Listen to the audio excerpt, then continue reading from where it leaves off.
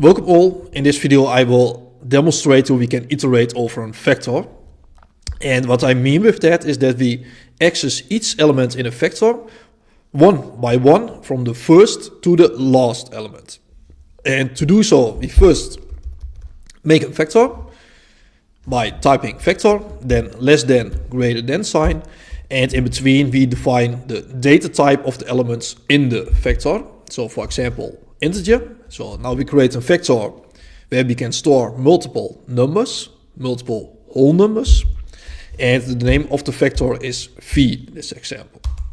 So next we can add elements to the vector by using pushback. So we have to type the name of the vector, then dot, and then pushback. And between the rounded brackets here, we have to type the element that we want to add to the vector. So in this case, that would be a number because we defined the data type integer here. So for example, the number 5. So by executing this statement here, we add a single element to the vector, which is in this case the number 5. So we can repeat this statement multiple times. So we can add some random numbers to the vector.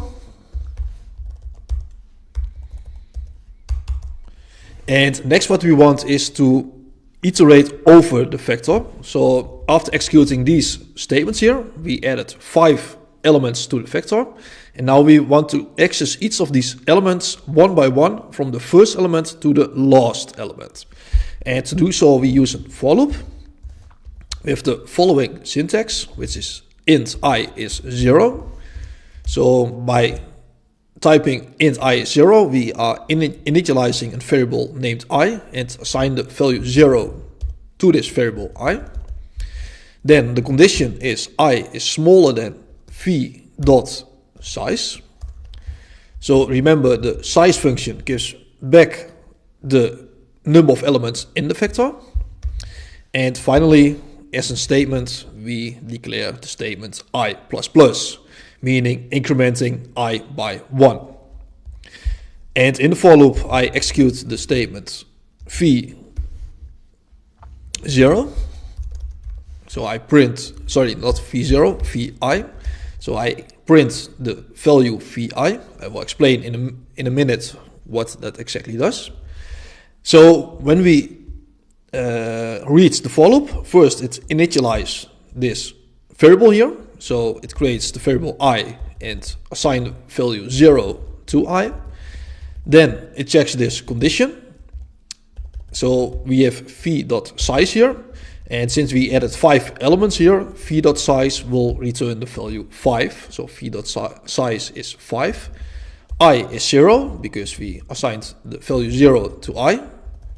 So the condition here is 0 is smaller than 5, which is true. And therefore it will enter the for loop, meaning executes this statement here. So it prints the following.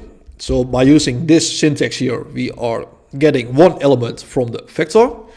And the element that we get from the vector is determined by the index here. So the index is the number between the square brackets. And since I is 0, we are referring to the first element in the vector here. Yeah, so by executing this statement here, we are printing the first element in the vector. So after executing this statement, it executes this statement here. So incrementing I by 1. And then it goes back to the condition and checks this condition again. So now I is 1. v.size is still 5 because the number of elements in the vector did not change. And since 1 is smaller than 5, it will enter the for loop again. So this time the index here is 1 because I is 1.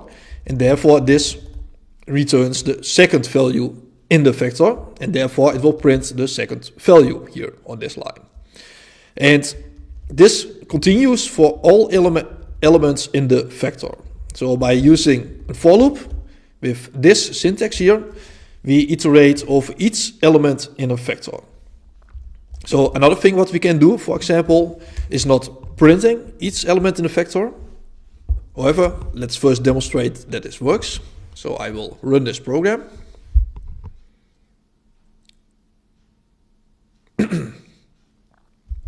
And what you see, all these elements are printed here. So we added 5, 10, 40, minus 24 to the vector.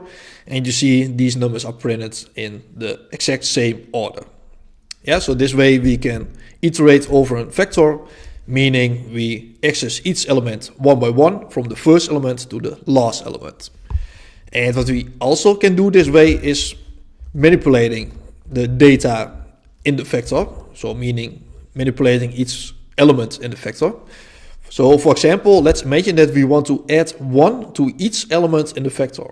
So how we can do that is as follows. So we can say vi is vi plus 1. So what happens here is that I get here the current value of that element in the vector, add 1 to it, and the result is being copied into that element in the vector.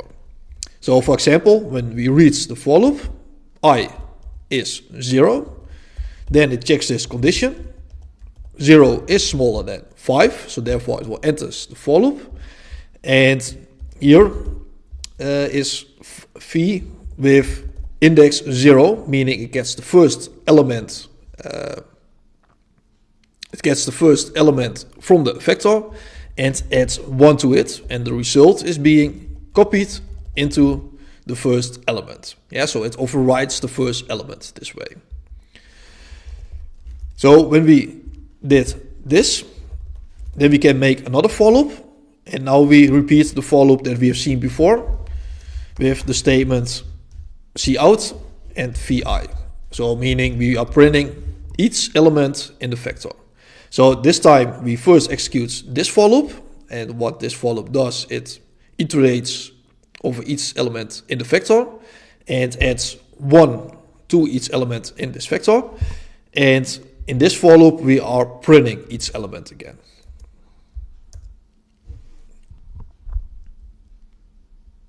So now you see it prints 6, 11, 41, minus 19, 5. So you see each element is added by 1. So that's it for this video. So in this video we have seen how we can iterate over a vector.